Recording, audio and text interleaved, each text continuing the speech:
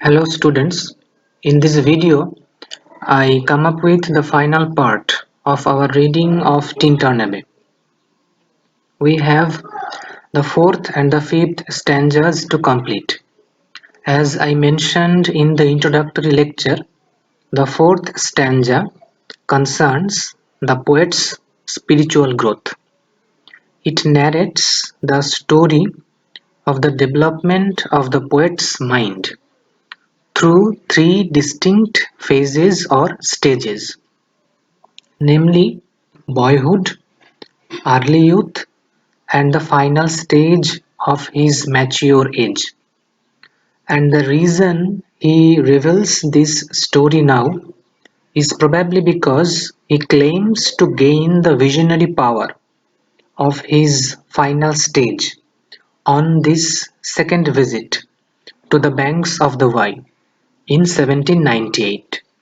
Just as the first visit in 1793 belonged to the second phase, that is, his early youth.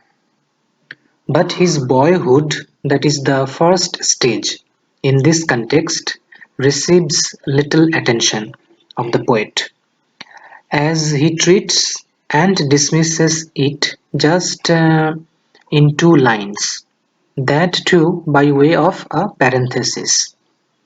Maybe this time his focus is on the prophetic gift he discovers in his mature age, and thus he is not going to indulge in any cult of childhood, as we saw in his Immortality Ode. Well, let's first go through the stanza. Here we go. And now, with glimpse of half-extinguished thought, with many recognitions dim and faint, and somewhat of a sad perplexity, the picture of the mind revives again. While here I stand, not only with the sense of present pleasure, but with pleasing thoughts that in this moment there is life and food for future years. Here the expressions such as glimpse of half-extinguished thought and picture of the mind refer to the poet's memories that he recollects. The word recognitions and the phrase revives again actually refer to this recollection. And expressions such as half-extinguished, dim and faint, and sad perplexity may refer to an initial confusion, as the poet perceives a change in him. And as the poet feels this change, he actually tries to enumerate both the immediate and the long-term benefits of nature's blessings. Here, look at the expression of present pleasure, but with pleasing thoughts that in this moment there is life and food for future years. Actually, our poet stands at a critical juncture of his mental growth, and he feels it necessary to take stock of both past and present.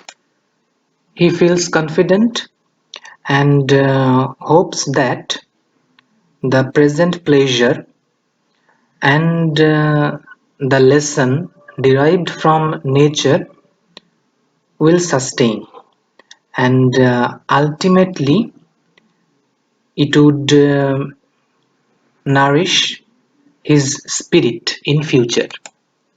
Next, and so I dare to hope, though changed no doubt from what I was when first I came among these hills, when like a roe I bounded over the mountains by the sides of the deep rivers and the lonely streams, wherever nature led, more like a man flying from something that he dreads, than one who sought the thing he loved.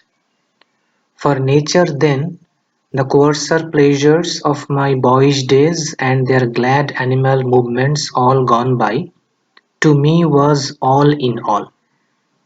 I cannot paint what then I was. This is the experience of the poet's first visit to the Wye Valley, when he was in his early youth. And here the expression "when first I came among these hills" actually refers to his first visit in 1793.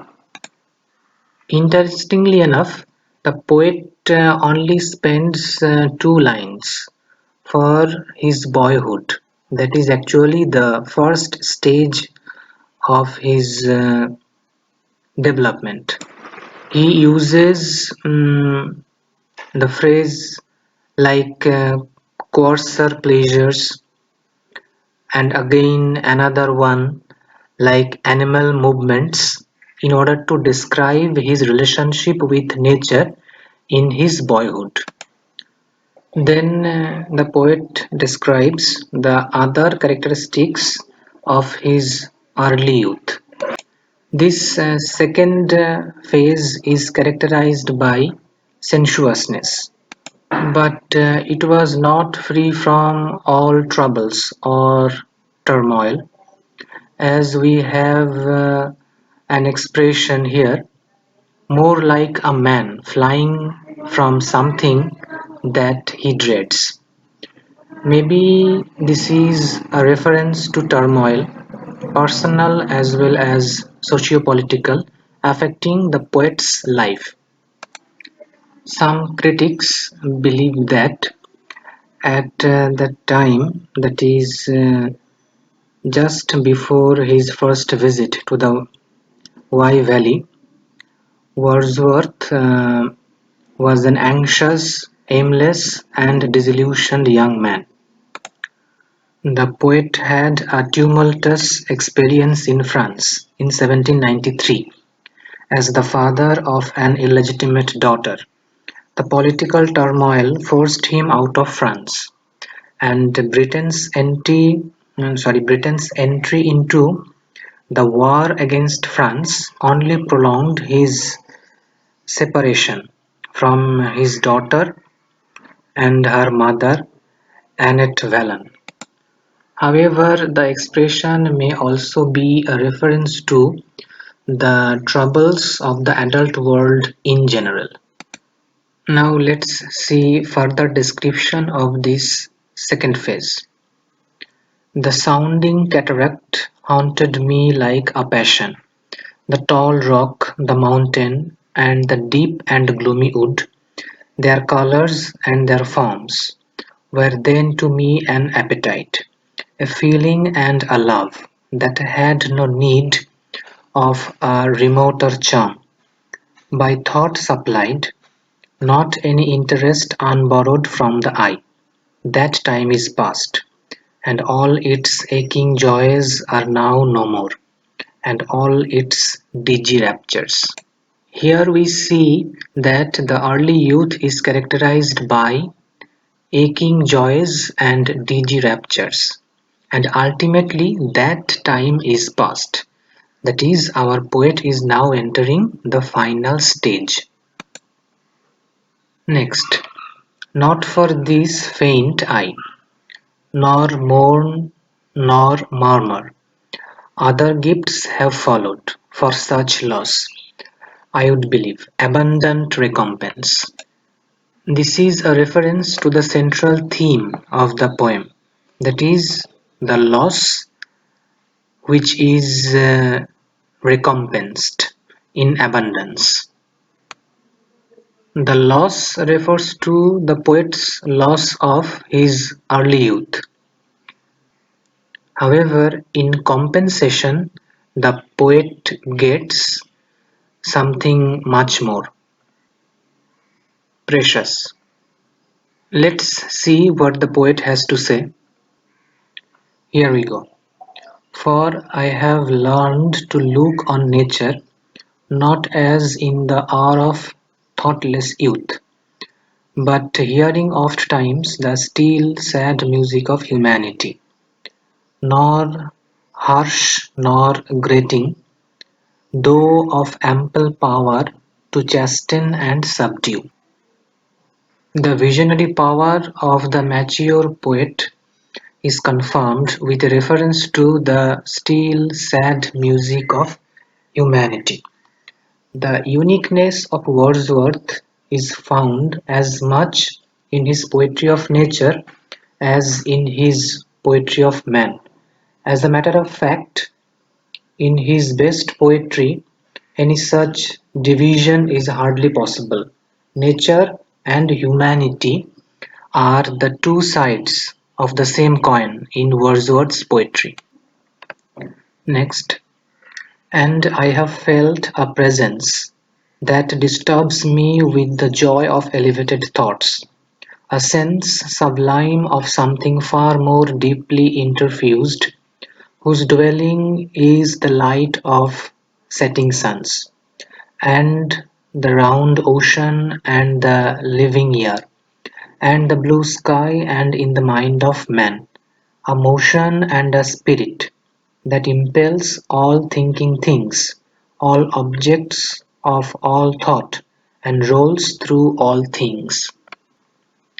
Here we find our poet as a prophet who preaches pantheism, that believes in the presence of some supreme being in each and every element of nature, visible to the naked eyes, or perceptible to our senses. Now the poet is going to describe the role of nature in his life. Let's see.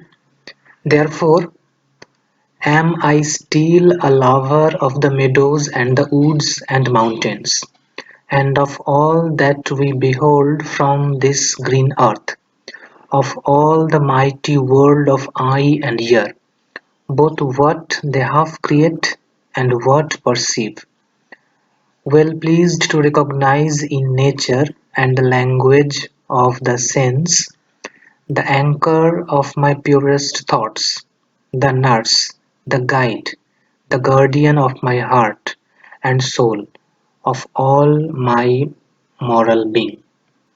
Nature plays several roles in our poet's life: the anchor, the nurse, the guide, the guardian, etc.